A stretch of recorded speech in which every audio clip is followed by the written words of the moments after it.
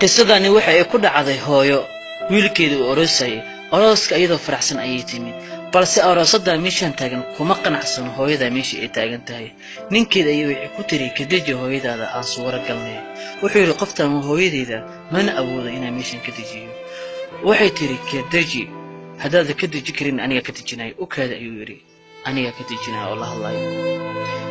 wiilka asiga qoshuucsan ayuu hooyadii soo firiyay wuxuu yiri hooyo meeshan ka deg oo iskaga deg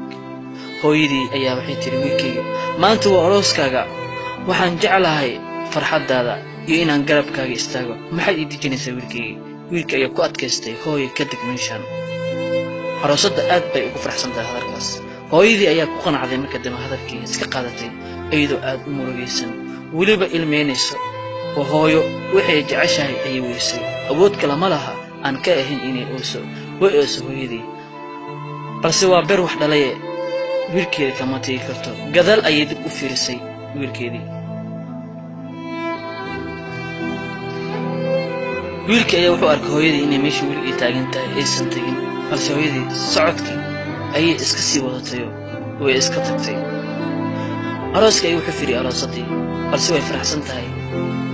murugo kuma hayso hooyadaas ilmeynayso arooskii ayaa meesha ka soo degay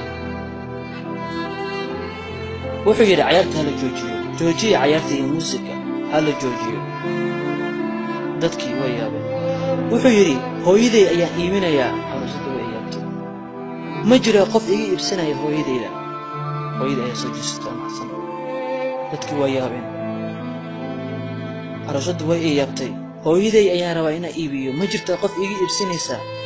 hooyaday ayaa oosay oo ilmeysay waxaana soo xasuusatay markii uu yaraa waxay u qaban jirtay markay u qabanayso heesii u qaadi jirtay waliba iyadoo aad ugu faraxsan kamana daali jirin inay ciyaarsiiso markay u qabanayso way ku faraxsan tahay ma jirto cid ku qasbayso in ay dhasho waaye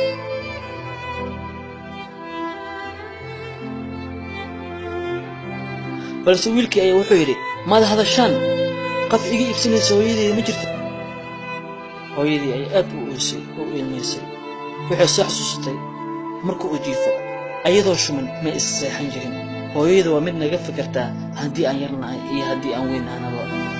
intaba waa mid naga taxadirtaa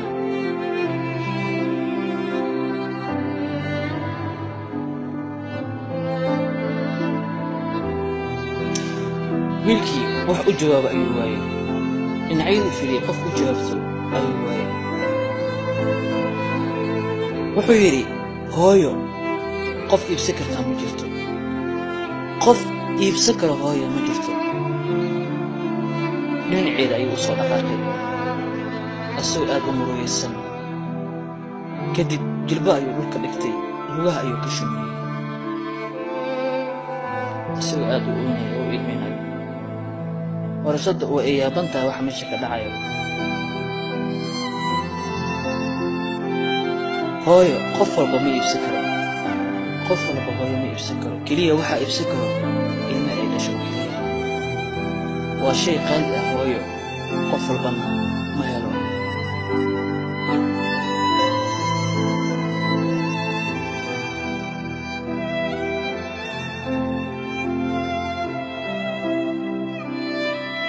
waxa aan idin ma jirtaa qof hooyadeeda iga iibsanayso waad iga aamusteen taas micnaheedu maaha inaan aniga hooyadeyda iska iibinayo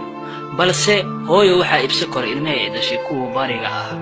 ma jiro wax aroos oo halkan ka dhacayo qofkii hooyadeeda raaligelin waaye qanci waayana aniga bari ima raaligelinayo oo ima qancinayo qoftan waa hooyadeeda oo aan aad ku jeclahay oo ku jeclahay hooyo aad ayaan ku jeclahay hooyadeeda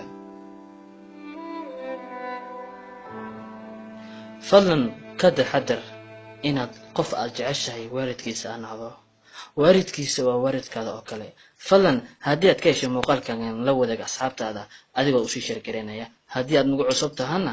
ha hilmaamay inaad subscribe nasartiin aad ayay u mahadsantiin